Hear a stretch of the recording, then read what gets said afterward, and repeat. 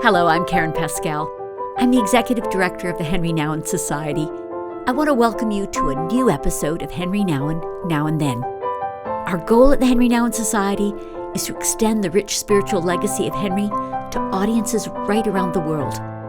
Because we're new to the world of podcasts, taking time to give us a review or thumbs up, or even share this episode will mean a great deal to us and allow us to reach more people with meaningful and hopefully deeply spiritual content that continually reminds us of Henri's writings, his encouragement, and of course, his reminder that we are God's beloved child. So with that said, let me take a moment to introduce my guest. I am honored to be joined in conversation by Luci Shaw.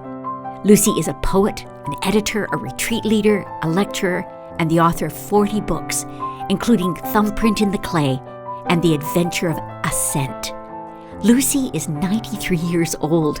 She and her husband live in Bellingham, Washington. I love how Richard Rohr describes Luci Shaw's writing. What a delight when someone has something really good to say and then says it with such style and grace. Such is Luci Shaw. She sees and describes the divine thumbprints well. Luci Shaw, welcome to Henri Nouwen, Now and Then. Thank you, Karen. As I said, I have really enjoyed your books. I thought maybe we might start just by talking a little bit about Adventure of Ascent, field notes from a lifelong journey. Yeah. It's a great read. It's the steep uphill climb of old age is what I found there, which was quite a challenge. Tell me a little bit about writing this book, what it meant to you. Well, I've been writing for so long and being active in literature and conferences and teaching for so long, and I really was realizing that I had been living a long time and I was not sure how long I can continue to do this sort of thing. But that book was printed in 2014. And here we are in 2022, and I'm still at it. I'm impressed. This is really talking about what old age feels like and some of the events and relationships I'd had.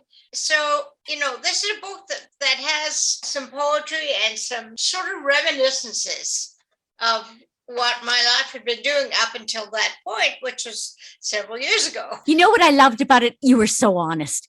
You laugh at yourself. You're honest about the realities of old age and how it comes on and what some of the things that are challenging. But you wrote this 8 years ago. And one of the things that I find in the pages was this question of, what's the next part look like for you? You're 8 years down the road from that book. What's it been like? Well, it hasn't stopped. Life just keeps going. I'm thankful for good health. I'm thankful that I can still find words to write. And that somehow my husband and I have been able to survive the pandemic in its various iterations without too much problem. We're on this journey together, and I'm not afraid. I don't believe God wants us to be afraid. So we just are doing our best. Can I ask you about how your faith has grown over the years? What have been the things that have grown it? Clearly, one of the things seems to be your response to creation. But tell me a bit about how that faith that began in you has grown. Well, all my life, I have loved the color green. My first little book of poetry was called Listen to the Green. That was way back in the 1970s. And since then, I continue to write. God has been very good because nature is all around me, particularly where we live now in Bellingham, Washington. We are surrounded by mountains and forests and seas and islands and lakes, and it's all so beautiful. And it all speaks to me through creation of grace, of divine grace that is being given to us freely. We just have to take it. One of the practices that John and I have been doing since we've been somewhat isolated is we go out in the car almost every day And because we live in such a beautiful area of woods and forests, we drive the little back roads slowly. And I have a Leica camera in my car. So I keep taking photographs out our car window. The car and the open window and the forest, it all works together to be a time of great joy and refreshment. And I love to document that, both in imagery and in poetry. So that's what's been happening the last couple of years. I've been so touched by how some little thing catches your eye and then you're drawn into it and somehow a poem is birthed. Can you tell us a little bit more about that process of poetry coming? How do you grab it? Obviously, you're like a camera is one method. Tell us a bit about the process of poetry in your heart. I have in the side pocket in our car a little notebook. And when an idea or a phrase seems to speak to me from the landscape, I will jot my little notes. I'll find several words that seem to speak to me. And then when I get home, I can transcribe them into my computer and continue to work the poetic process, because, the poems grow. They grow from that initial impulse of beauty. My new book that's coming out in March from Paraclete Press is called Angels Everywhere. And I like that title because the word angel means messenger. And so all the messages that God sends through the natural creation, that is what I am listening for the angels everywhere. I think what your books do is you open our eyes and our ears freshly. Like as I read several of your books, both the prose and the poetry, I just found myself chastising myself that I was spending not enough time looking, not enough time allowing creation to enliven my imagination and my mind and my spirit and my heart. Yeah. I love what you give us. I know because you've taught poetry writing all over the world, it seems. Tell me a little bit. I'm sure people come to you and say, how do I write a poem? And what do you tell them? How do you teach them? People ask me, where does this come from? I have to say that I'm really, really grateful for the way my parents insisted that we read good literature, not just children's books, but books, that have renown, that have lasted the ages. And it allowed us to understand how language works. I was never very good at reconstructing sentences or taking them apart and diagramming them. But I know when a sentence is working, when it has the verbs and the nouns and the adjectives working together to process a thought or an idea and present it on the page. So that's become such a almost instinctive, natural process for me. I can't stop doing it, and I hope I never will have to stop doing it.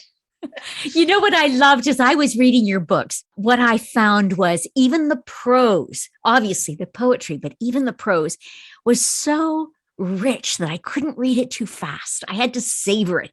It were choice words that you had packed together and full of meaning and full of light. And I just enjoyed it so much. And I could see what words are obviously, language is obviously something that you love and you care a great deal about.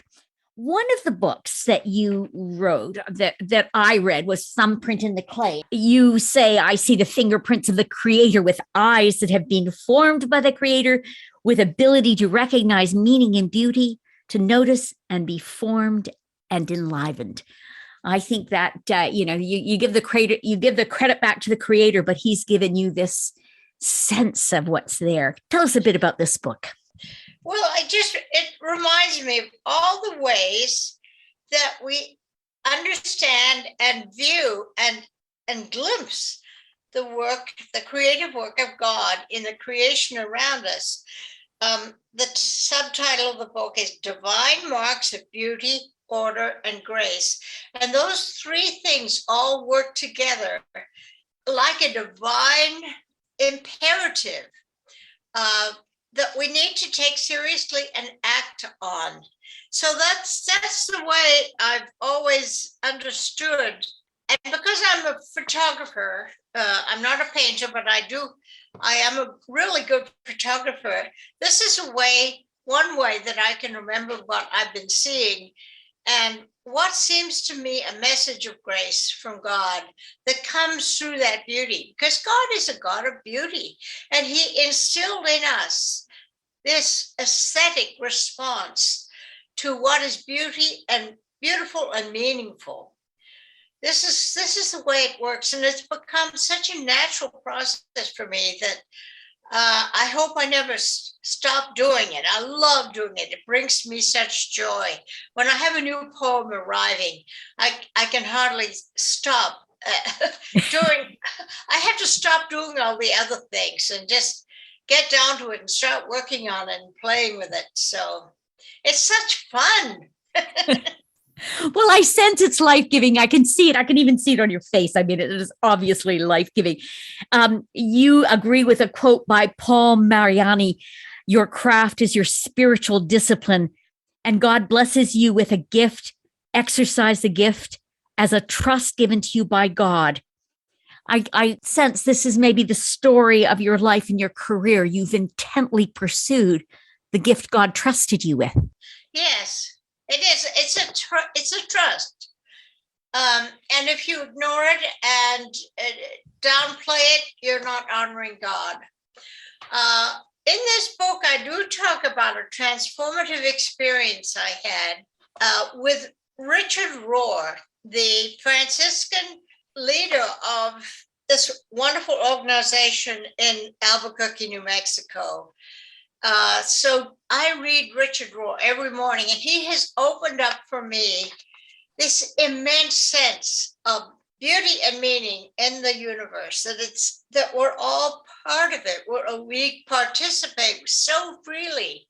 So that's part of this book, that the story of that is in this book. But then I began to think about all the other ways individuals in the Bible were imprinted by God. Either through a vision, or I think of St. Paul, the story of his conversion, when God flung him from his horse and blinded him with this vision of glory. And he couldn't even see for several days. He had to be led around because he was so full of the glory of God. And then, of course, we don't know what happened, but Paul, we believe, went into seclusion somewhere and had, immense visions of glory and of God. He doesn't even talk about them. He says that he can't even discuss them because they're too holy and too beautiful. Wow. But then we see how wonderful Paul is in all the epistles, and what great imagery he uses to press home his ideas about salvation and about life in God. Another book that I enjoyed so much was Water My Soul, Cultivating the Interior Life. And this one here is, the introduction is Eugene Peterson. It reminds me that you have had some very special friends throughout your life, special creative friends, Madeleine L'Engle, yes. Philip Yancey, others. I read about the various people that have filtered through your life in your books. You must have some sense that God has ordered your steps, that there are all these interesting writers and creators in your world. Yeah. Well, we're kind of like birds. We flock together. When you have people who love to write and who have this sort of transcendent sense of divine calling, you do tend to flock together and get together and talk together and pray together and write together. And Madeleine and I were close. I think I was her closest friend and she was mine for 35 years. And it just was an immense privilege we just had these wonderful conversations. I edited 11 of her books, and that's how our relationship started. Because she'd written a couple of little books of poetry that had gone out of print. And the first time I met her, I said, Madeline, I'm a publisher. I'd love to bring those books back into print, and maybe you could add some new poems, which is what she did. And then I asked her to write the book that ended up being Walking on Water, which became a hallmark of the Madeline Legal Conference just a couple of years ago in New York City. But it was a lovely story. I said, Madeline, write about faith and art. What do you think about faith and art? And about 6 months later, she thrust into my hands this big bunch of typescript. We didn't have computers back in those days. It was all typed out by hand. So I sort of took it apart and reordered it, and it became Walking on Water, which is still a bestseller. But that's what endeared us to each other, because we were able to work together to produce something that gave glory to God. And that's what Walking on Water was all about. Steel sharpens steel. You two could speak into each other's lives and be heard. That's really quite wonderful to hear. I loved another book. This one here, Water My Soul, Cultivating the Interior Life. And I thought it was very interesting. You just used the whole metaphor of the garden to introduce us to how to have, in a way, a deeper, richer relationship. You kind of start by the reality of talking about the fact that there's something of wilderness that we may experience in our lives. And before we even go into this cultivated garden experience, have you had a wilderness experience in your life? Well, sure, because I am a poet and I have very strong emotions, either positive or negative. I think, my first husband died of cancer, and I wrote a book called God in the Dark during that time that it sort of chronicled how his illness progressed and how I was trying to deal with it on a daily basis. And I wrote in my journal every day about what was going on. We'd get a little bit of hope because a test that was taken seemed to be showing improvement. And of course, in the end, he did die, and I had to come to terms with that and learn how God was going to heal me from that. And part of that healing was writing this book, God in the Dark. And Zondervan published it, and I had immense numbers of people writing to me and saying, oh, this helps me so much in my own time of bereavement. So, it's sort of a common experience. Death from disease or death from old age is everybody in humanity is going to have to undergo it at one level or another. So it's something that people respond to because it is so universal. It's interesting because I'm sure you felt at that point life could never be good again. And yet I also loved kind of reading your journey forward from that point. It was obviously a low point, but you also went forward. There was a lot of bravery in it. I love the fact that you went and built a place. I found that so fascinating that you kind of forced yourself into things that were quite courageous. Can you tell me a little bit about what that was like and how the next part of your life unfolded? Well, after Harold's death, I had to learn a lot of things that he had always done for me. I couldn't balance a checkbook, for one thing. I mean, at the very, most pedestrian level, he took care of money, and I had to learn how to deal with money. I had to maintain the publishing house that we had started together, and we published about, I'd say between 40 and 45 books every year. So that became employment, my work. That's what it was to publish. And we were the first ones, I think, in the Christian publishing area to do literary poetry, not just, poetry that rhymed like a hymn, but truly literary creative poetry.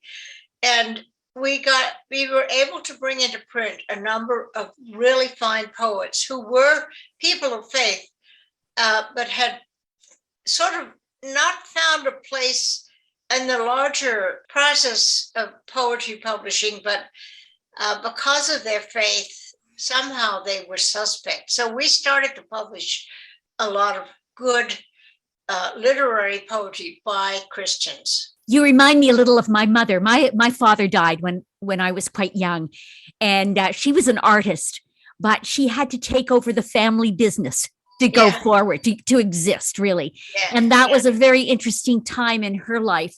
And I wonder with you, did it mean that you had to give up your poetry in order to kind of keep your head above water? Well, of course, I couldn't really stop doing the poetry. It's not a matter of deciding to do it or not to do it. It's there, and it has to have a voice. So you keep.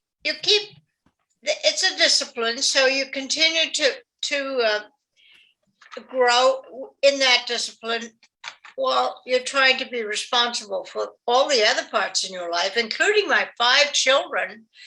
And the grandchildren kept showing up, and I was a very devoted grandmother as well as a publisher. So life was very, very rich in spite of the darkness of death. God was so generous to me and still is. Of course, I've had my moments of despair and doubt. I think any Christian who is honest with themselves will go through times of doubt, wondering whether God is really there, and is God really interested in human activities? And is he really loving to individual people, or is it just that he loves creation as a whole? So all of that comes into play in your thinking and your writing. When we touched base a few weeks ago, I asked you, has Henri Nouwen been an influence in your life? And I'd love to hear a little bit. Did you ever get to meet Henri? Did your paths cross, or did you just meet him in his books? Well, the first book I read of his was Genesee Diary, and I really loved that because it spoke to me at a time when he was discovering a lot of things about himself, and I was discovering things about myself. I read some of his other books, the one about the prodigal son, but, I just loved his serene spirit, his openness to what God was saying to him, and his honesty with his questions, and then the way he sort of guilelessly wrote about that and didn't try to make himself to be any more spiritual or intelligent. He just was I just love the simplicity of his spirit, but also the profundity of the lessons he was learning. And of course, he had to continue learning those lessons for the rest of his life. I think he always had struggles. I think he always was honest about the questions that he had. Because he was so brilliant, people just assumed that he knew everything and that he had all the answers. And I don't think he felt that at all. No, I don't think he did either. I think you're very right. I think his vulnerability and his honesty is a place where, especially at the timing, at that point too, I felt like he opened a door for a different kind of leadership, the wounded healer kind of leadership, where your weaknesses and your vulnerabilities and your uncertainties, you could be honest about, and your need to meet God in those places. Yeah.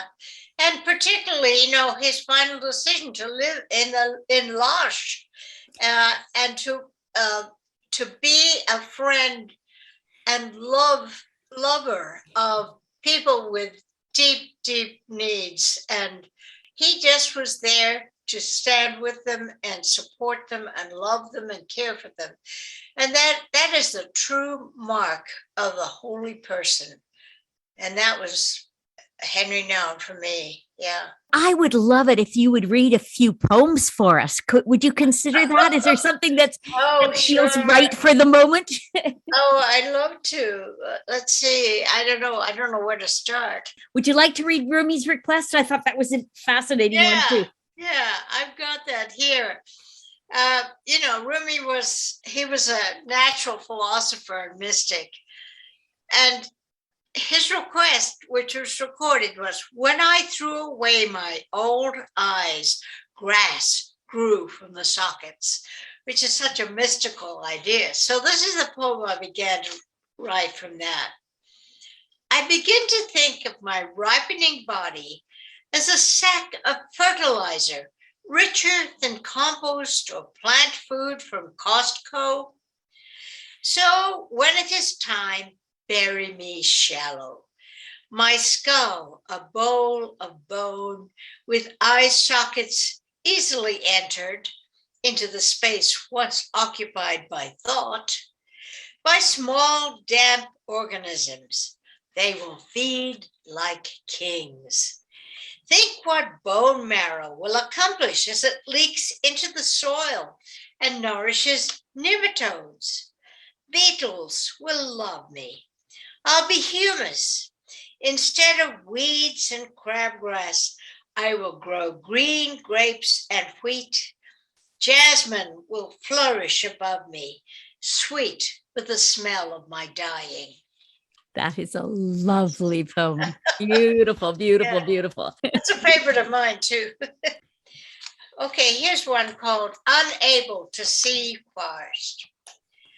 Unable to see far, I write what's near. How snow responds to footprints and the garden to a spade.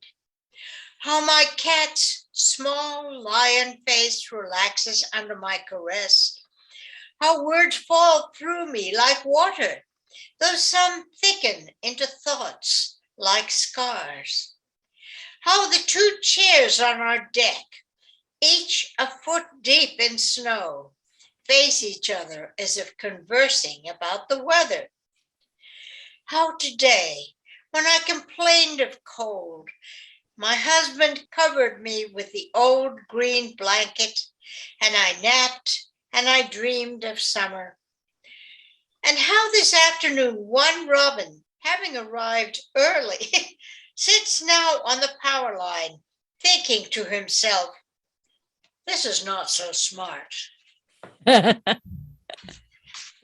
that's a fun poem. I love it. I love it. The images are so clear there. You know me, I've got lots more questions, but I'm going to just ask you if you have things that you would like to focus on or share.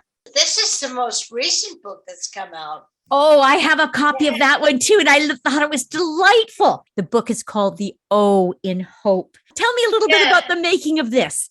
Okay, well, I had some friends that I didn't even know about, but one of them, Ned Bustard, who has his own publishing company called Square Halo Books, and they have a gallery. But he read a poem of mine in the Generosity that was called The O in Hope. And in this poem, I just find all the different words that have O in them. And it sort of formed a poem. And Ned, bless his heart, liked the poem, and his wife said, you could make a book about that. So without my even asking him, Ned sent me all these paper cutout illustrations that he had done. And then we had a mutual friend who said, you need to send that to InterVarsity Press because they're doing a new line of kids' books. So that's how this came into being with virtually no effort on my part. Someone else took the poem, illustrated it, we sent it off, and it's the first children's book I've written as such. But we're planning another one that's based on numbers instead of words. So you've done some things that just sparkle with wit and with lots of wisdom. And lots of kindness and honesty, and that's something I appreciate so much. There's another place where you kind of remind me of Henri Nouwen, and that was, I think it might have been in one of your books that you talked about, being sensitive to criticism, and I think that was one of the vulnerabilities of Henri. That the look that wasn't pleasing or whatever could just send him into a tizzy. Tell me a little bit about how you have learned to cope with that, because it takes such courage to put something out there and say, here I am. This is something I wrote. Yes. It takes incredible courage. It's like being naked in public. Yeah. Because you're exposing your deepest emotions and thinking and hoping that people will respond positively. But what do you do if they don't? What if they hate it? Of course, then they won't buy the book. So that's okay. But I do hope that this, I've dedicated this book to my 4 great-grandchildren. And I'm just so grateful that I live close enough to my grandchildren and great-grandchildren that we can know each other. And, they these are young kids that are going to face challenges that I have never had to face. The culture is just evolving in very destructive ways, I think. I look at I don't want to talk politics, but the politics these days are so mean-spirited and so short-sighted from both parties. And I'm not pointing fingers here, but I just wish we could learn to get along better, to cooperate instead of being in a contest to see who says the most or is the most powerful. Power is the big, big question mark. And this is one of the things that I loved about Henri Nouwen, was that he didn't seem to be hungry for power. He was able to let that go, even when he got tempted to, be an authority or to be a major speaker or teacher. I think he really wanted to maintain a spirit of poverty and of humility. Don't you think that, Karen? Don't you feel that in his writing? I have often said that I felt like he had a plumb line in him. And the plumb line was Jesus. And he could fly out on either side of it, but it kept pulling him back. Yes. And he kept going, he wanted to be right with the heart of Jesus. And I think that's one place where he brings together Catholics and Protestants and evangelicals, and because his plumb line was something he could return to.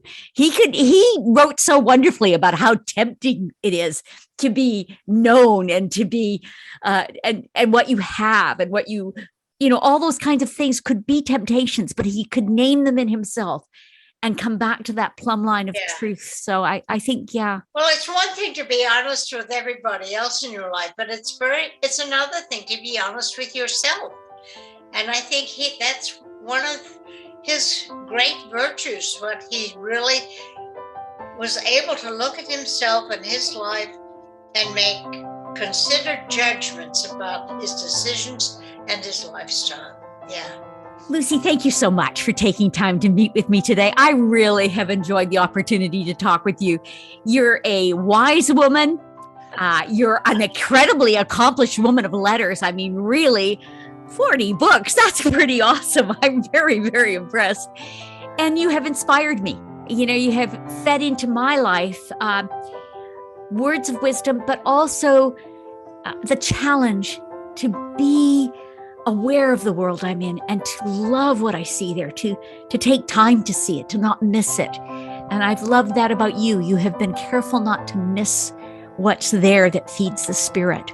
Thank you so much for our conversation. It's been a pleasure. It's a pleasure to talk with you. Thank you. Thanks so much for this. God be with you. God be with you too. Thank you, Lucy. Okay. All right. Bye-bye. Thank you for listening to today's podcast. What an honor for me to spend time with Luci Shaw. My life has been enriched by reading Luci's work. I confess I especially enjoyed The Adventure of Ascent, where Luci gives us her field notes from a lifelong journey. For more resources related to this program, click on the links on the podcast page of our website. You'll find links to anything mentioned today, as well as book suggestions for Henri Nouwen's works. If you enjoyed today's podcast, we'd be so grateful if you'd take time to give us a review or a thumbs up, or pass this on to your friends and companions on the faith journey. Thanks for listening. Until next time. Thanks so much for watching. Be sure to subscribe, give us a thumbs up, or follow us on social media for more Henri Nouwen content. For books, videos, and other resources, or if you'd like to receive free daily Henri Nouwen e-meditations, you can follow the links below.